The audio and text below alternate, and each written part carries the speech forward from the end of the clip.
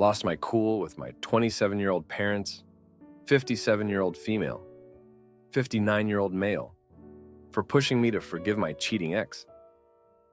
I don't know if I want advice on whether I should walk away from my parents, if I should apologize for judging them and their marriage, if I do apologize, how I should go forward with that and them, or if I was justified in saying what I did, or if what I did was a complete jerk move.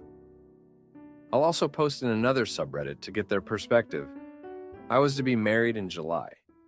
2 months ago, I came home from a work trip to find my ex-fiance in bed with my best friend's sister. I kicked him out, canceled the wedding, warned him I would get rid of his stuff if he didn't come get it all. Then weeks later, dumped it all on the curbside with a free sign, sold or donated or dumped everything he gave me, and pawned the ring. I blocked him everywhere, called the cops on him when he showed up, after I gave his stuff away, banging on my door, called them again when he turned up at my workplace and made a scene, and called them on his family when they showed up en masse to plead his case. I didn't go scorched earth on ex-best friend's sister. I did tell her husband I caught her in bed with my ex. Last I heard, she'd been kicked out of the house and was back living with her parents. Ex-best friend tried talking me into giving them both a chance to explain. What? No. Then got angry at me for ruining her sister's relationship. Called me petty and cold-hearted. So I kicked her to the curb too. I don't want dishonest people that are blasé about betrayal in my life. This encounter no doubt simmered under my skin until I unleashed on my parents.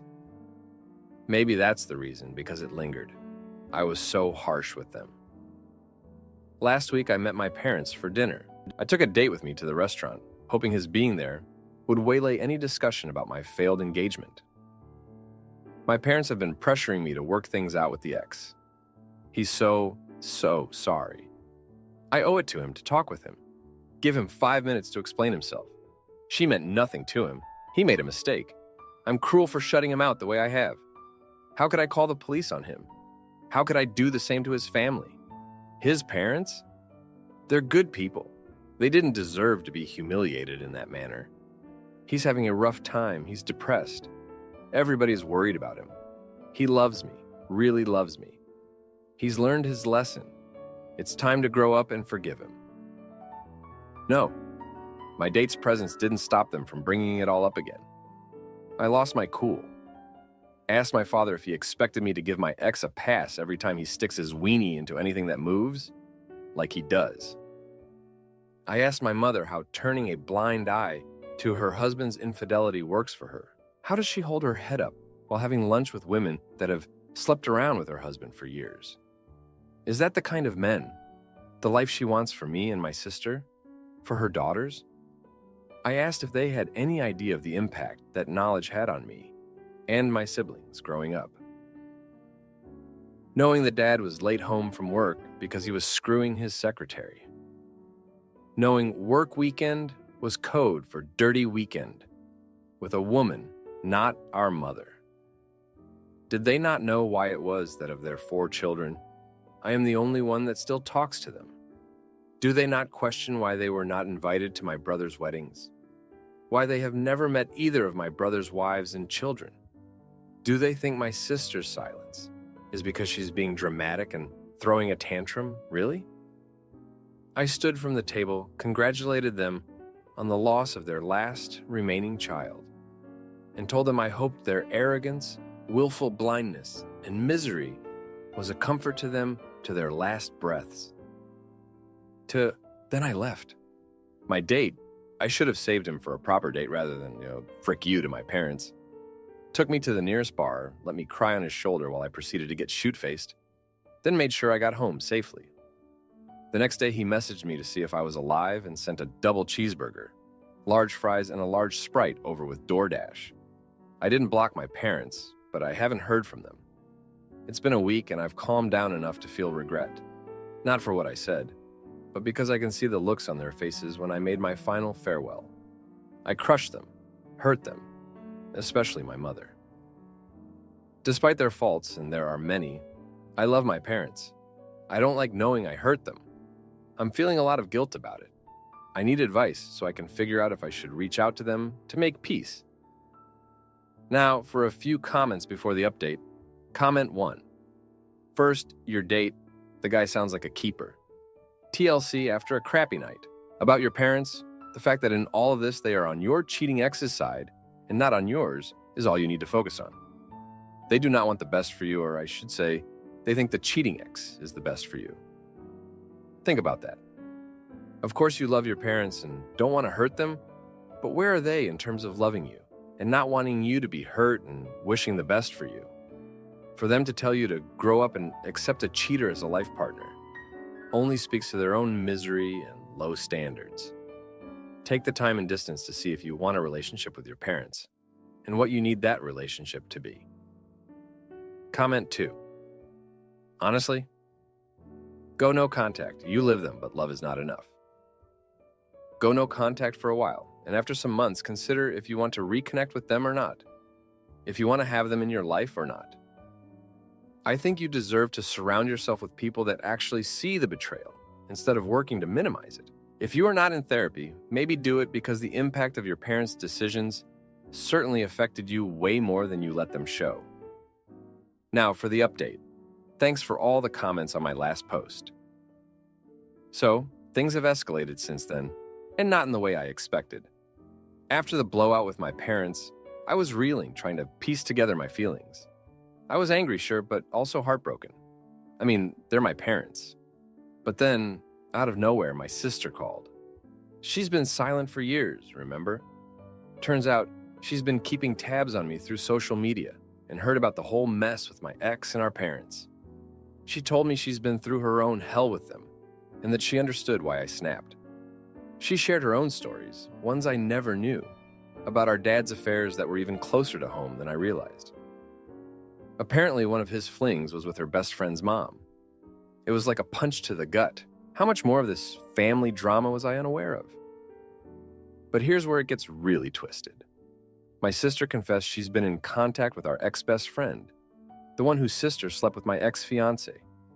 She's been feeding her information about me, my whereabouts, my feelings. I was floored. My own sister, the one I thought was on my side, was betraying me. She said she did it because she thought it would help mend fences, that maybe if my ex-best friend understood my pain, she'd back off. But all it did was fuel the fire. I hung up on her feeling like I couldn't trust anyone. I was alone, truly alone. And then, as if on cue, my ex showed up at my doorstep again. This time, he had a letter from my parents. They were apologizing, saying they understood why I was hurt, that they were seeking counseling to address their issues. They wanted to mend our relationship. I didn't know what to do. Part of me wanted to rip the letter to shreds, to scream at my ex for being the messenger. But another part of me, the part that still saw them as my mom and dad, wanted to believe they could change. I told my ex to leave, that I'd think about it. But as he turned to go, he said something that stopped me cold. They're still your family, and I still love you. It was like he was echoing my parents' words, trying to guilt me into forgiveness. I spent the night pacing my living room, the letter on my coffee table like some sort of ticking bomb. I was torn between my desire to be free from all the lies and the part of me that longed for a family that wasn't broken. The next day, I made a decision. I called my parents. I told them I received their letter, that I was willing to talk, but on my terms. We'd meet in a neutral place with a counselor present. No more sweeping things under the rug. If we were going to heal, it would be out in the open with professional help. They agreed, and we set a date. I felt a weight lift off my shoulders, not because everything was fixed, but because I was taking control of the situation. I was setting boundaries, and then my ex-best friend reached out. She was remorseful, said she was wrong to side with her sister, that she missed our friendship. I was wary, but I agreed to meet her for coffee. We talked for hours, and she apologized, genuinely, for everything. She admitted she was jealous of my relationship and that it clouded her judgment. I didn't forgive her on the spot, but I told her I'd think about it. It was a small step, but a step nonetheless. So here I am, a week later, with tentative plans to rebuild bridges I thought were burned to the ground. It's not going to be easy, and I'm not sure where it will lead, but I'm willing to try. For my own peace of mind, if nothing else. Thanks for reading. My boyfriend sends me a pic with a hookup app. Watermark so. I dump him and his best friend and show them I'm better off without their lies. A few days ago, my boyfriend sent me a picture of his abs. While admiring the photo, I was horrified to discover there was a watermark from a grinder at the bottom of the photo.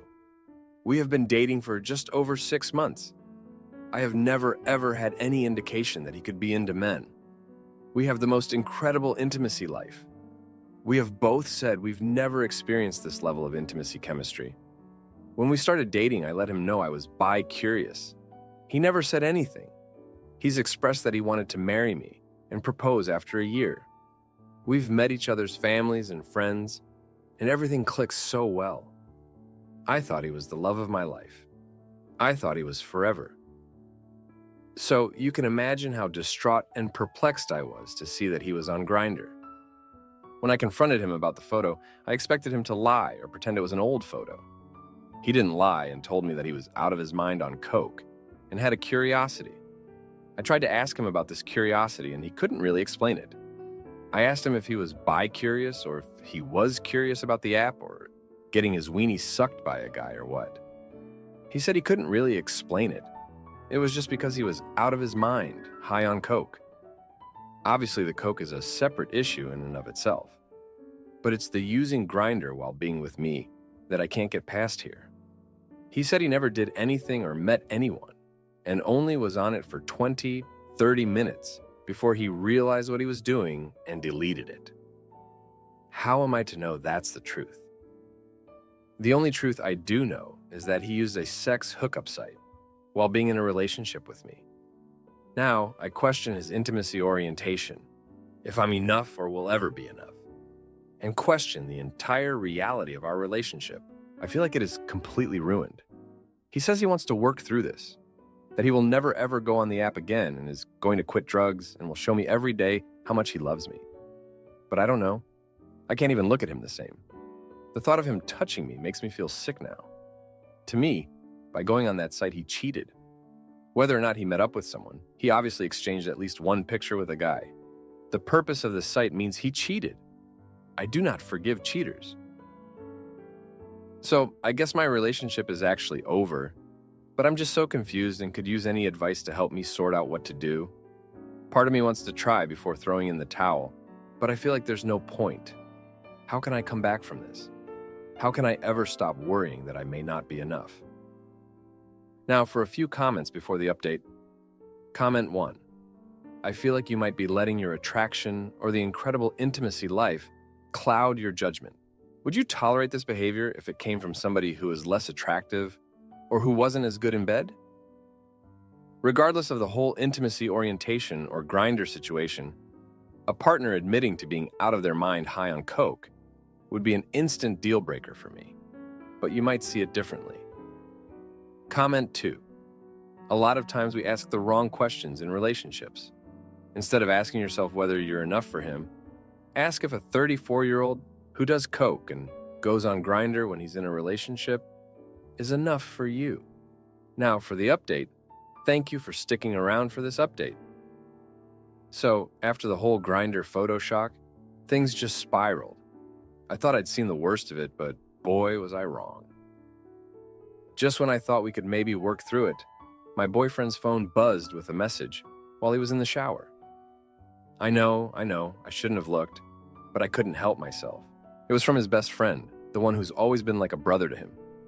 The message read, "Did she buy the story?" My heart sank. I felt like I was in some bad movie where the plot twist just slaps you in the face. I confronted him as soon as he got out, dripping wet and clueless.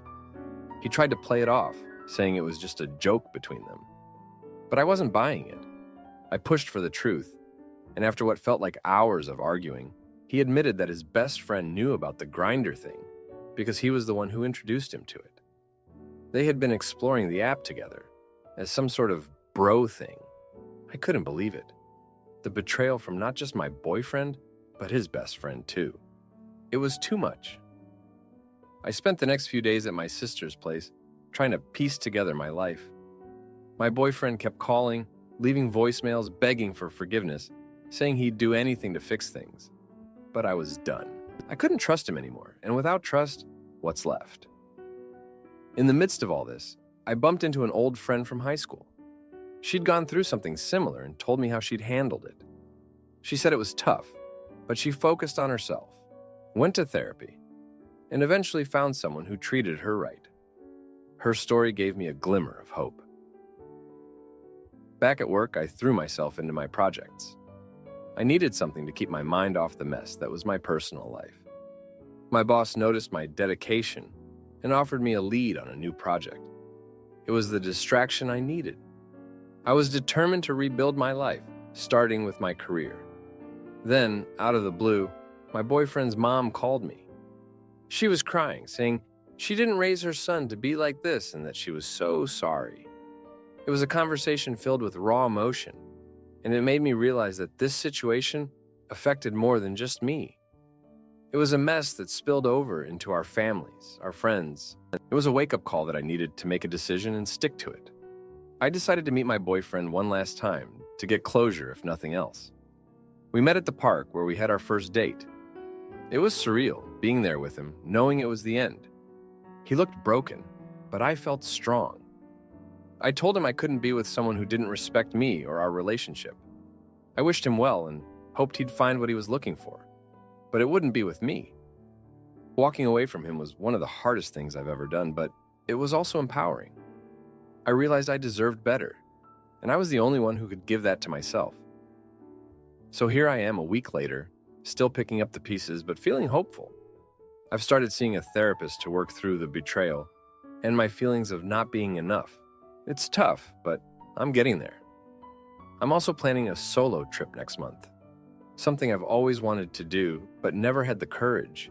It's time to focus on me, my growth, and my happiness. Thank you for reading. My housemate lets her mom crash at our place for months without asking. So I record every nasty thing she says and play it for the landlord, who kicks them both out. My housemate informed me 2 weeks ago that her mom would be coming to visit from a different country. I had no problem with this until she told me that she would be staying for 2 to 3 months. She had already booked the tickets without informing me. Today, I finally decided to initiate a conversation with her about how we can more fairly share the rent and utilities if her mom will be staying for 3 months. Our rent and utilities are extremely expensive, and we only have one bathroom with a shower. We do not have a spare bedroom or spare living space. I tried to be super diplomatic, did not request any specific redivisions, and just requested we talk about it together. She responded by saying that she thinks it would be fair if I paid 1/3 of the utilities, but did not pay any less rent, because I still would have my own space, aka my bedroom. I didn't have a chance to respond because she immediately sent another message, saying she would have to ask me to move out if I don't agree, since she'll need to find someone else to cover the expenses. She doesn't own the condo. We both are renting from a property management company. I told her we need to discuss it further in person, and I'm absolutely dreading the conversation. I have no idea how to navigate not ruining our relationship and not ending up homeless. I would greatly appreciate advice on how to tactfully handle this. I work from home occasionally and won't be able to comfortably do so while her mom is here. Additionally, her mom is very conservative and religious, and my boyfriend had planned to come visit me for 5 days at the end of April. I feel like I have no good options as rentals are almost impossible to come by in my city. Update. I had a conversation with my housemate and she was completely unreasonable. She raised her voice right out of the gate and told me that I was being disrespectful by asking to discuss rent and her mom visiting.